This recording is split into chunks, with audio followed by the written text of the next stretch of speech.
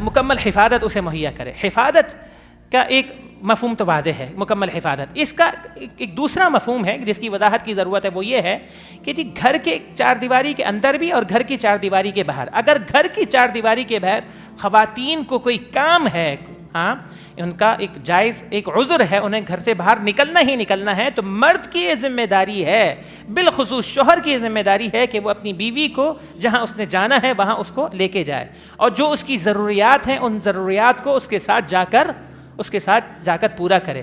یہ ہے اسے مکمل حفاظت مہیا کرنا. گھر کی چار دیواری میں حفاظت کی صورت کیا ہے؟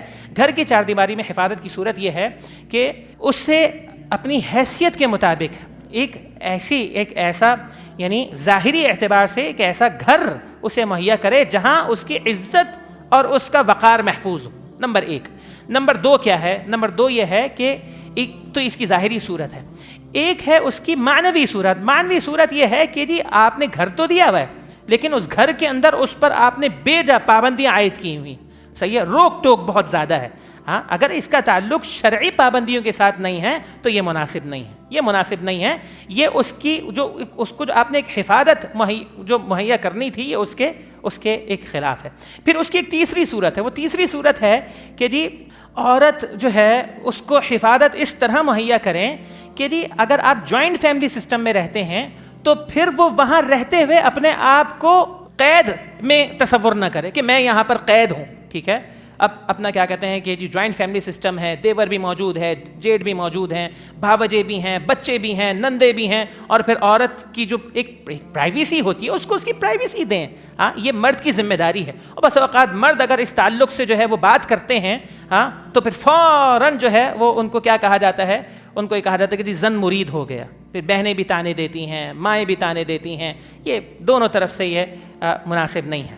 ظاہر سی بات ہے کہ جس نن نے اپنی بھابھی کے بارے میں یہ روش اختیار کی ہے, اس نن نے بھی کہیں پر بھابھی بن کے جانا ہے, تو وہی ضابطہ ہے کہ وہ اپنے آپ کو اس جگہ پر رکھ کر سوچے. اور پھر اس کی ایک اور صورت ہے, وہ صورت یہ ہے گھر کے اندر ایسے افراد کا داخلہ کہ جس سے اس کا پردہ محفوظ نہ ہو. اس حوالے سے خیال کریں. بعض لوگ ایسے ہوتے ہیں کہ جن کے گھروں کے اندر دوستوں کا آنا جانا بہت ہوتا ہے. ٹھیک ہے, دوستوں کا آنا جانا بہت ہوتا ہے. لہذا اگر آپ کے گھر کے اندر مہمان آ رہے ہیں, وہ دوستوں کی صورت میں ہو یا آپ کے یا اس کے کزنز کی صورت میں ہو. میں آپ کو بتاؤں, حدیث کے اندر اللہ کے پیغمبر علیہ الصلوۃ والسلام نے جب ایک حکم دیا نا خواتین کو پردے کا, تو آپ نے فرمایا, آپ سے پوچھا گیا حمو کے تعلق سے. حمو عربی میں کہتے ہیں شوہر کے قریبی رشتہ دار کو, جس کا ترجمہ آج ہمارے معاشرے میں دیور اور جیٹ کیا جاتا ہے.